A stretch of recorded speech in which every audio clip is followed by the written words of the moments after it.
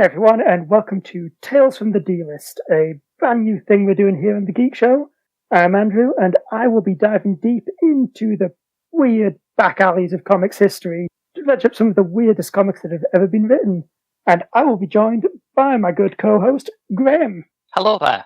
So Graham, just to kind of explain the concept of the show, you know basically nothing about comics, right? This is true. And you probably think, comics that are about these cool heroes like Iron Man and Captain America and Robot Face Laser Dude. I love that guy. But no, I'm here to ruin that perception. Hooray! And I think that there's only one way to start with that ruining, and it's possibly one of the most spectacularly disliked ideas in all of comics. Right. We're going to be talking about NFL SuperPro. Okay. Who I've sent you some pictures of. And as you can see, his name is very descriptive. He is a man in a football costume. Yes, he appears to be literally just that, in fact. Don't be silly, Graham. If he was just that, he'd only be normal pro. So would you like to hear the exciting and dynamic origin story of NFL SuperPro? Well, on one of the covers, it says, from football player to crime fighter. I'm assuming there's a bit more to it than that. Yes, although not by much. So, before we get into his actual origin story, I think we are going to have to flash back to 1990s Marvel. Okay. Let me just try to explain how something like this happens. So, the early 90s were basically like the first point at which Marvel were like, oh my god, comics, we can make money from them. As I think, 1991, they released X-Men issue 1, which was kind of their first X-Men relaunch, which I believe still holds the world record for just the single largest sale of a comic, selling like 8.1 million copies. Whoa. Which, is ridiculous. So, Marvel thinking comics are like actually a lucrative business market. They started looking for ways to sort of branch out. And one of the things they decided to start doing was make a number of deals with other organizations, sort of spread out comics into whole new different markets. That seems like a good idea. It is. It wasn't. There's a lot of stuff that is definitely ripe for episodes of this. But one of the most high-profile things they did was to co-create a comic with the NFL. Right. Yeah, one that would appeal to sports fans and also people who wrote comics. See, I was going to raise this potential demographic problem because one of the covers you have sent me includes perhaps the saddest, thinnest boast in comic cover history, which is that NFL SuperPro is, and I quote, comicdom's favourite football hero. Yes, that is accurate. Yes. So, NFL SuperPro first appeared in 1991 in his own NFL SuperPro special edition, which was written, and this is one of my favourite comic facts, by Fabian Nicieza, who some people listening, if they're familiar with comics, will know as the guy who basically did all of the X-Men in like the latter half of the 90s. Right. So before, being like one of Marvel's best-selling writers, he wrote about a football man. And do you know why he wrote about a football man? Why? Because the NFL agreed to give him free football tickets if he did. Artistic bribery. Yes, absolutely. I just love this is a fact that Fabian in interviews is very open about. That he was the writer and it had art by Jose Delbo and Bob Hall with inks by Tom Morgan, Mike DiCarlo, and Kim DeMulder. Okay. So, in this quite frankly amazing comic, we are introduced to Phil Grayfield, who is our protagonist and is a former hotshot football star whose career was tragically ended when he got a severe knee injury while saving, I don't know, like a child from a burning building or something.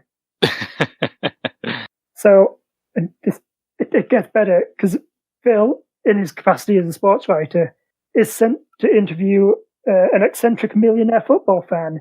And I want to make it very clear, the reason for this interview is because this football fan has like one of the largest memorabilia collections in the country, and that's it. Right. And do you want to know what's in this memorabilia collection? Go on. Oh, he's got all the classic stuffs. Signed helmets, film reels of old football games, an experimental football uniform that's completely invulnerable to all damage, trading cards. Trading cards. Yeah, but unfortunately, this being a comic, the interview does not go to plan. And it is not just like 20-odd pages of them talking about football. While Phil's conducting this interview, oh no, thieves break into the eccentric mansion. Oh dearie. Obviously, all this stuff is worth a lot of money. Well, yeah, they're trading cards. Exactly. So do you know how they steal this stuff? Go on. They break in, they tie Phil up with all the old film reels, and then they set fire to everything. That's actually not that bad, because old film is famously ridiculously flammable. Yes, I think the point you're not appreciating is that what they use for kindling is all those rare souvenirs. Oh. The ones what they have broken into the mansion to steal. Yes. That's what? That is. Thankfully, that is the most unbelievable thing in this comic, and Phil then burns to death, and that's the end of it.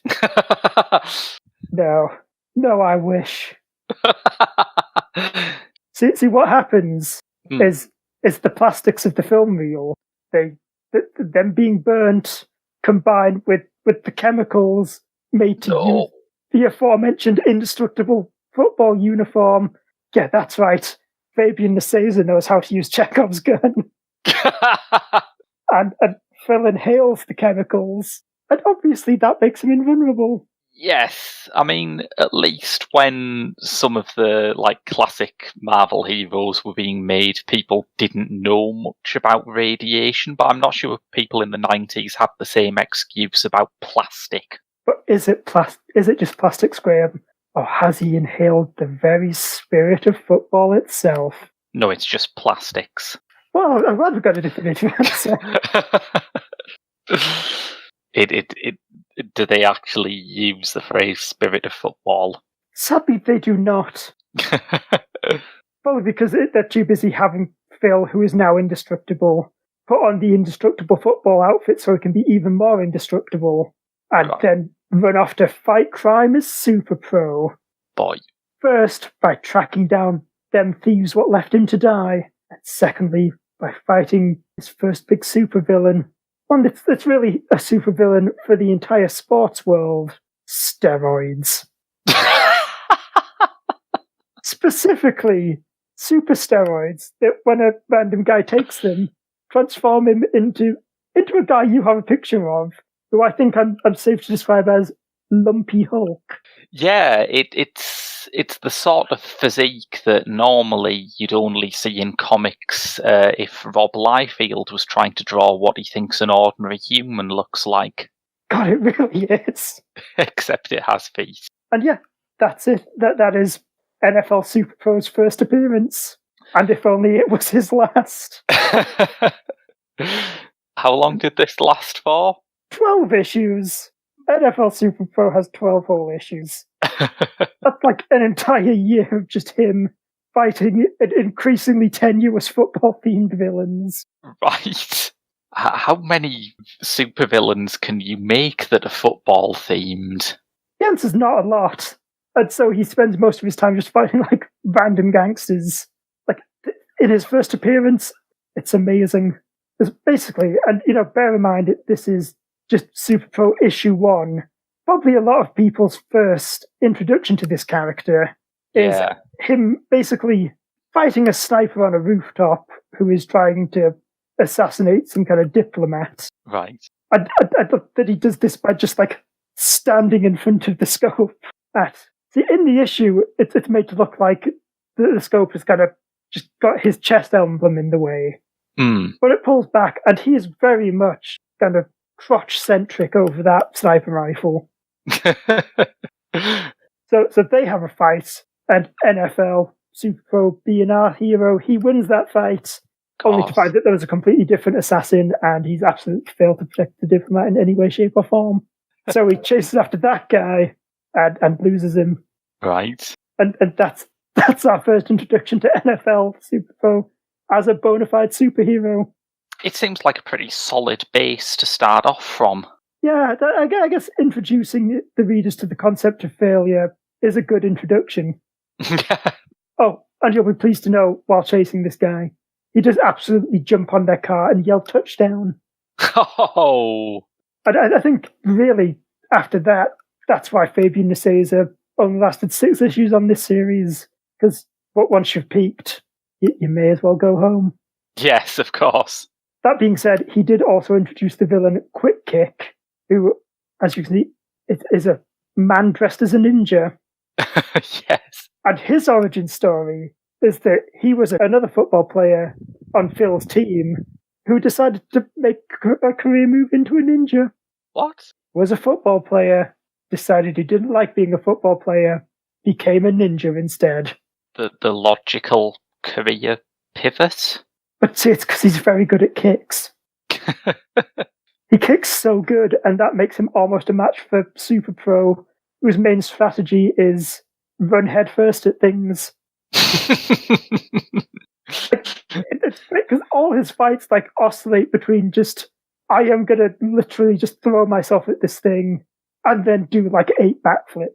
And that is the strategy for every single fight.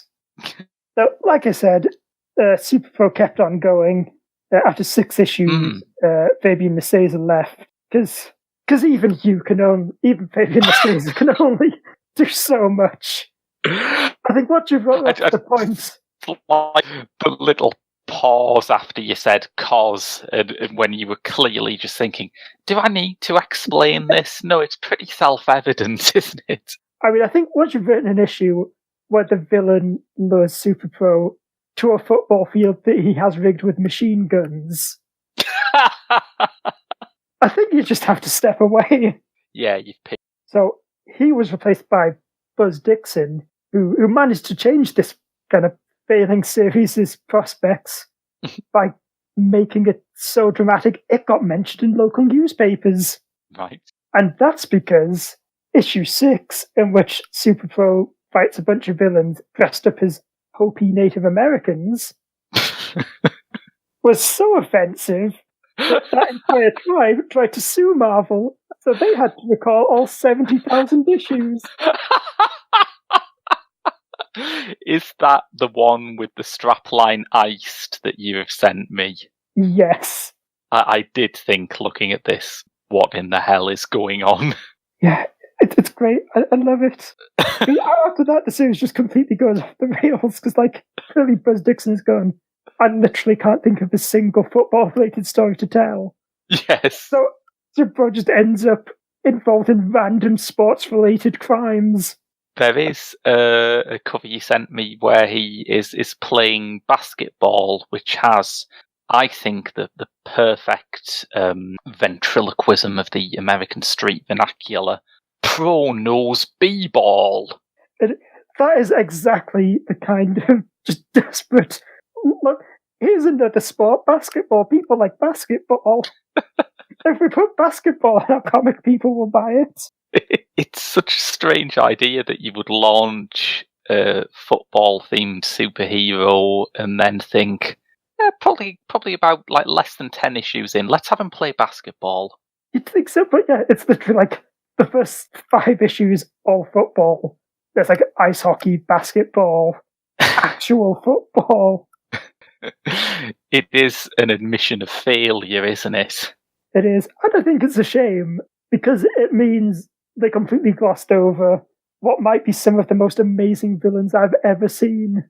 Right. They are a group called the Headhunters, and they're almost like evil SuperPro, in that they also dress up in football outfits, but just random things that they seem to have picked out of a supply shop.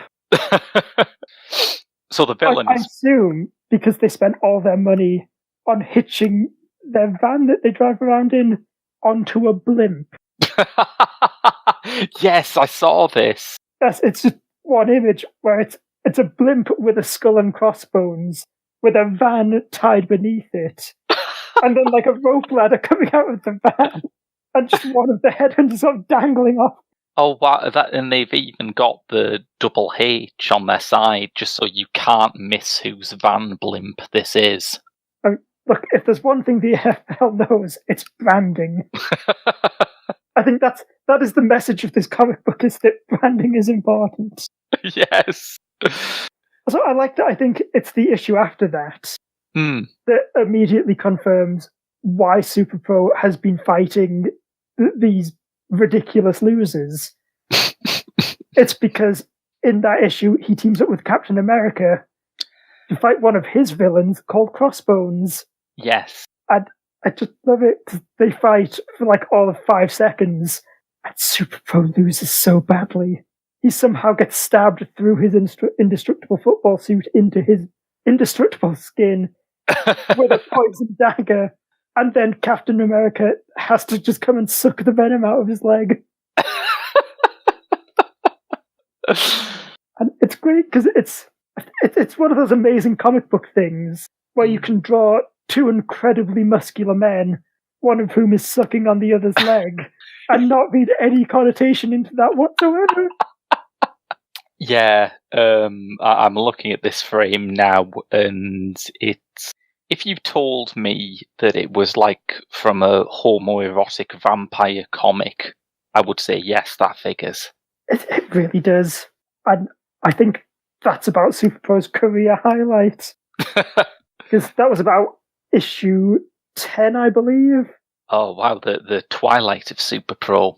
Yep, after that he had 2 final issues. Issue 12 ending with him fighting some random guy who basically showed up in a previous issue and resents SuperPro for things that aren't important. So he beats him, and it ends in a way I think the only way SuperPro could end, which is him turning to face the reader, sort of giving a message about the importance of working as a team, and then giving sort of just a half-hearted wave of his fist in the air. Like, I believe I've done a deep tragedy by not showing you this picture. But if you can imagine sort of a Ben Kingsley-esque actor in a low-budget action movie. Yes. Where they just very woodenly deliver their line, half-heartedly raise their hand in the air, and the very second that things have ended, they just say, right, can I go home now? Yes. So he died as he lived, pathetically. I mean, maybe, because that is literally the last time anyone ever saw SuperPro. Because thanks to like the co-ownership by the NFL, Marvel can't actually use him in comics anymore. Right. So that's it. He just half-heartedly sort of stumbled off into the sunset somewhere. Where he can go and beat up Native Americans to his heart's content. Exactly. And that's it. That's the story of SuperPro. And you know what? I love him. I love that Marvel Comics exist in this world. But like, you can have something like Infinity Gauntlet, which is this huge, like, universe-spanning story about the battle for the very life of all of existence. Mm. And then a man who puts on a football helmet and punches ninjas.